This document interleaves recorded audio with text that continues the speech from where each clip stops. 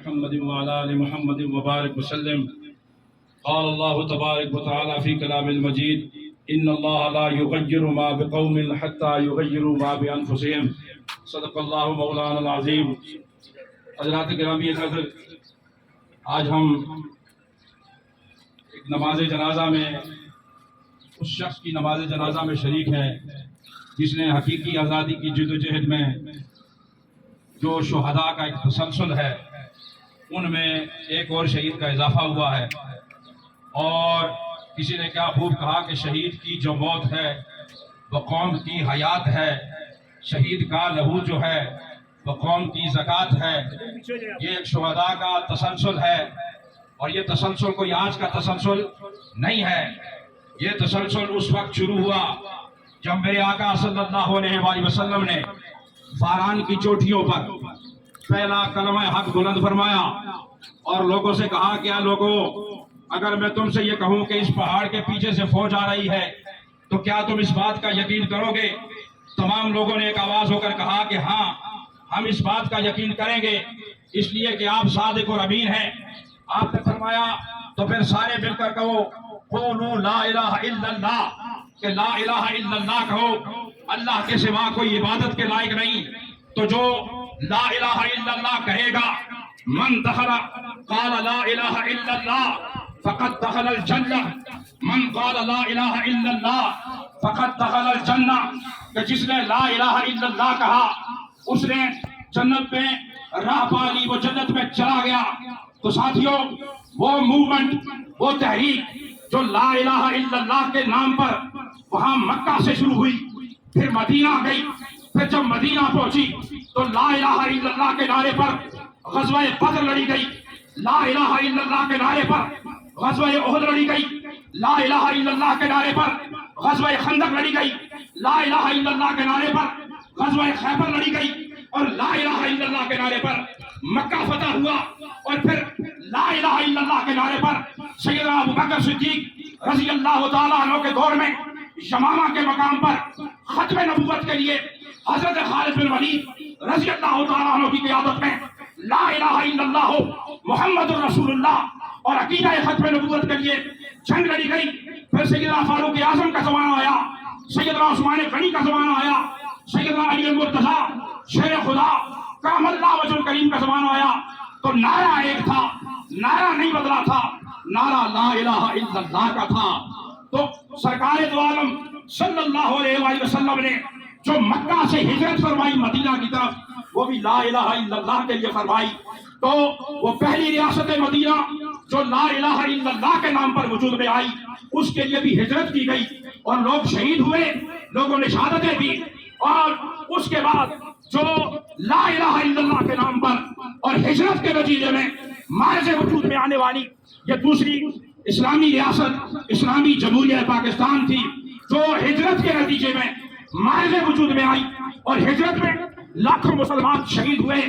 اس دھرتی کے لیے لاکھوں لوگوں نے اپنی جانیں قربان کی، لاکھوں لوگ اس کے لیے شہادتوں کے نذرانے پیش کرتے رہے، لاکھوں ماؤں بہنوں بیٹیوں کی قسمتیں تار تار ہوئیں، ان کی عزتیں پامال ہوئی، کس کے لیے؟ آزادی کے لیے، شہادت کے لیے. اور پھر لا الہ الا اللہ کے لیے جو سب سے بڑا پیغام تھا اور جو سب سے بڑا نعرہ تھا، اسی لیے اس وقت بھی قائد اعظم محمد علی جناح اور آپ کے لوگوں کا نعرہ تھا کہ پاکستان کا مطلب کیا؟ سارے کہیں پاکستان کا مطلب کیا؟ پاکستان کا مطلب کیا؟ پاکستان کا مطلب کیا؟ پھر یہ موومنٹ آگے شروع ہوئی، یہ موومنٹ آگے چلی، اور آج عمران خان صاحب نے جو تحریک شروع کی وہ حقیقی آزادی کے لیے شروع کی.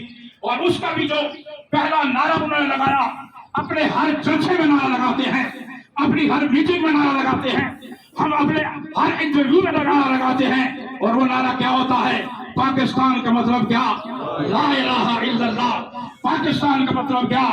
لا الہ الا اللہ. اور اس لا الہ الا اللہ کے لیے جو ہجرت کے نتیجے میں شہادتیں مارز وجود میں آئیں، ان شہادتوں کا تسلسل آگے جاری ہے. میرے بھائیوں، یہ کوئی آسان راہ نہیں ہے، یہ مشکل راستہ ہے. انہی پتھروں پہ چل کے آ سکو تو آؤ، میرے گھر کے راستے میں کوئی کہکشاں نہیں ہے. یہ مشکل راستہ ہے، یہ شہادتوں کا سفر ہے.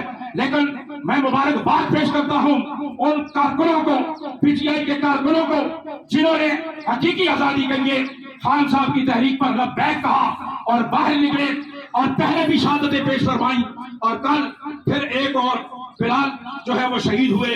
انہوں نے شہادت کے لیے اپنا تن من دھن سب کچھ وار دیا. تو ساتھیوں، یہ شہادت کے الفت میں قدم رکھنا ہے، یہ شہادت کے الفت میں قدم رکھنا ہے.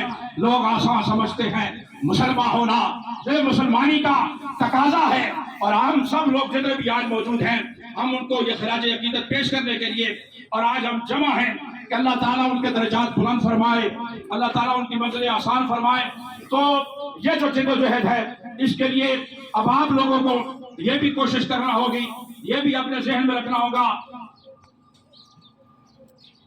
تو یہ آپ کو ذہن میں رکھنا ہوگا، یہ آپ کو خیال رکھنا ہوگا کہ یہ جدوجہد ہے. اس لیے میری آپ سے گزارش یہ ہے، آپ جتنے احباب ہیں، ایک تو پنجگانہ نماز ادا کیا کریں، پنجگانہ نماز پڑھا کریں. یہ جدوجہد کوئی ایسے جدوجہد نہیں ہے، یہ مبارک جدوجہد ہے. پنجگانہ نماز میں دعا کیا کریں، یہ دعائیں جو ہے وہ تقدیریں بدلتی ہے انشاءاللہ العزیز. یہ دعائیں جو ہیں وہ آپ کے لیے کام لائیں گی. میں ایک بات کر کے پھر ڈاکٹر صاحب کو بات کے لیے بلاؤں گا. ایک بات کہ جب بندہ قبر میں جاتا ہے 3 سوال ہوتے ہیں. پہلا سوال ہوتا ہے مر رب کا، بتا تیرا رب کون ہے.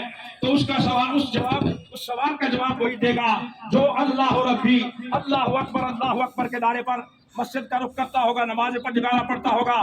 دوسرا سوال ہوگا ما دینوں کا، تیرا دین کیا ہے. تو دین اسلام کا جواب وہی شخص دے سکتا ہے جو دین اسلام پر عمل کرتا ہے. اور تیسرا سوال، آخری سوال، سالانہ سوال، جس کے اوپر قبر میں فیصلہ ہو جائے گا، اور وہ فیصلہ ہوگا ما کنت تقول فی حق ھذا الرجل محمد صلی اللہ علیہ وآلہ وسلم. نبی پاک صلی اللہ علیہ وسلم کا چہرہ والضحیٰ سامنے آ جائے گا. پوچھا جائے گا کہ ان ہستی کے بارے میں تو کیا کہا کرتا تھا، تیرا عقیدہ کیا تھا، تو کیا کہتا تھا. تو جو لا الہ الا اللہ محمد رسول اللہ پڑھتا ہے، تو جو دین اسلام پر عمل کرتا ہے، تو فوراً اس تینوں سوالوں کے جواب دے لے گا. اور شہید کے حوالے سے بتا دوں کہ جب شہید کی روح قفس عنصری سے پرواز کرتی ہے، ادھر اس کی روح قفس عنصری سے پرواز کرتی ہے، ادھر اسے اللہ کا دیدار نصیب ہو جاتا ہے. تو اس لیے وہ جو ہمارے بھائی پی ٹی آئی کے بھائی شہید ہوئے ہیں انہیں اللہ کا دیدار نصیب ہو گیا ہوگا. میں ڈاکٹر بابر عوان صاحب سے گزارش کروں گا کہ مختصر وقت کے لیے اپنے خیالات کا اظہار فرمائے، اور اس کے بعد انشاءاللہ العزیز نماز جنازہ. بسم اللہ الرحمن الرحیم. یہ جو مارے جانے والے لوگ ہیں کسی کاز کے لیے، ان میں 2 قسم کے لوگ ہوتے ہیں. ایک تو جو کم وانٹڈ تیاری کر کے گئے کسی مقابلے کے لیے، وہ مسلح ہے. دوسرا وہ قسم ہے جو سید بلال، ذل شاہ، وہ معصوم الدم آدمی ہے، اس کا گناہ کوئی نہیں تھا، اور وہ کسی مسچیف پہ نہیں تھا، خالی ہاتھ تھا. ایک اپنے وطن کے لیے اور وطن کے سب سے بڑے رہنما کے لیے وہ اس کی کمٹمنٹ تھی جس کے لیے وہ باہر نکلا ہوا تھا. ایک دوسرا یہ ہے کہ وہ معصوم الدم ہونے کے ساتھ ساتھ معصوم آدمی بھی تھا. اس لیے میرا پکا اس بات پہ ایمان ہے اور ایقان ہے اور یقین ہے کہ اس کے قتل کی آہ وہ آسمان چیر جائے گی، اور اس کے قاتل جہاں بھی بیٹھے ہوئے بڑی بڑی کرسیوں پہ ہی ہیں، وہ سارے یہ قتل ان کو ضرور، معصوم الدم کا اور معصوم کا قتل ان کو ضرور انشاءاللہ بھگتنا پڑے گا. آج تحریک انصاف سوگ میں ہے، پاکستان سوگ میں ہے، پاکستان کا آئین سوگ میں ہے، رول آف لا سوگ میں ہے. قائد اعظم اور علامہ اقبال بھی سوگ میں ہوں گے کہ جو میں نے خواب دکھا کے لوگوں کو باہر نکالا، وہ خواب کدھر گیا اور وہ پاکستان کدھر گیا. اس پاکستان کو واپس لانے کے لیے جدوجہد ہے. اور ادروائز تو یہ ہے کہ یہ اذا اصابت المصیبہ قالوا انا للہ و انا الیہ راجعون، اس کی طرف سے آئے ہیں، اسی کی طرف ہم نے لوٹ کے جانا ہے. اور یہ جان خوانی جانی ہے، اس جان کی کوئی بات نہیں. جو کاز کے لیے جاتا ہے وہ ہمیشہ زندہ بھی رہتا ہے. اللہ تعالیٰ شہید کے درجات بلند فرمائے، اور اس کے ساتھ ہی عمران خان کو اللہ تعالیٰ کامیاب و کامران کرے، اور اللہ تعالیٰ پوری قوم کو استقامت دے کہ وہ قوم کی آزادی کے لیے ڈٹی رہے اور انشاءاللہ ڈٹی رہے گی.